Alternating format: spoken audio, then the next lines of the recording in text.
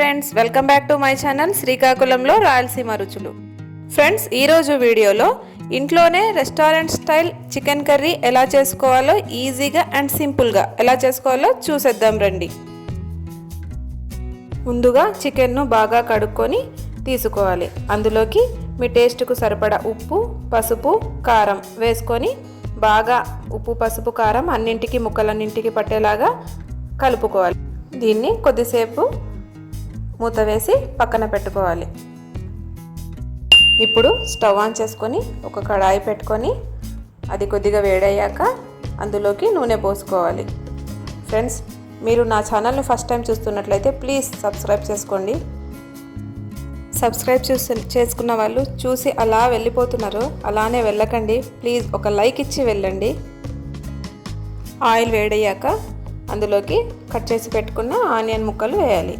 వేసి కొద్దిగా రోస్ట్ చేయాలి. అలా కొద్దిగా రెడ్ కలర్ వచ్చేంత వరకు వేయించాలి.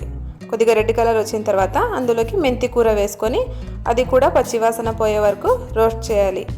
ఇలా రెండు రోస్ట్ అయ్యాక కొత్తిమీర మసాలా వేయాలి. కొత్తిమీర మసాలా అంటే అల్లం, వెల్లుల్లి, కొత్తిమీర వేసి పేస్ట్ చేసి ఉంటాం కదా, అది వేసి అది కూడా పచ్చివాసన పోయే వరకు ఇలా ఎర్రగా అయ్యేంత వరకు వేయించుకోవాలి. ఇప్పుడు ఇందులోకి మనం కలిపి పెట్టుకున్న చికెన్ వేసి కొద్దిసేపు ఇలా కలిపేసి ఆ మసాలా అంతా చికెన్ ముక్కలకు పట్టేలాగా పట్టించి కొద్దిసేపు అలా మూత పెట్టి వదిలేయాలి. కొద్దిసేపు తర్వాత తెరిచి చూస్తే ఇలా చికెన్లోని నీరంతా ఇలా ఊరి ఉంటుంది. ఇప్పుడు ఇలా అంతా ఒకసారి కలిపేసి ఇంకొక 5 నిమిషాలు అలా మూత పెట్టి వదిలేయాలి.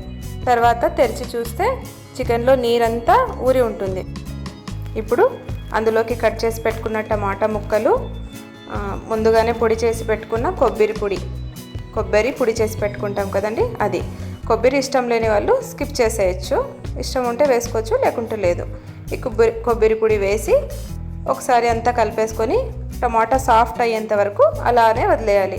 ఇలా ఒకసారి అంతా కలిపేసుకొని వీడియోలో చూపిస్తున్న విధంగా మూత పెట్టి ఒక 5 నిమిషాల పాటు వదిలేయాలి. కొద్దిసేపటి తర్వాత ఇలా తీసి మధ్య మధ్యలో ఇలా కలుపుతూ ఉండాలి. ఒక 5 నిమిషాల తర్వాత చూస్తే టమాటో ఇలా సాఫ్ట్గా అయ్యి చికెన్ కుక్ అయిపోయి ఉంటుంది. ఇలా చికెన్ కుక్ అయిపోయిన తర్వాత గరం మసాలా వేసుకొని, ఫ్లేవర్ కోసం గరం మసాలా వేసుకొని ఒకసారి ఇలా కలిపేసుకొని కొద్దిసేపు వదిలేయాలి. ఒక 5 మినిట్స్ అలా పెట్టాలి. 5 నిమిషాల తర్వాత తరిగిన కొత్తిమీర వేసుకొని స్టవ్ ఆఫ్ చేసేయడమే. అంతే, ఎంతో tasty and easy chicken curry ready. ఈ వీడియో మీకు నచ్చినట్లయితే లైక్ చేయండి, షేర్ చేయండి, సబ్స్క్రైబ్ చేసుకోండి. Thank you for watching.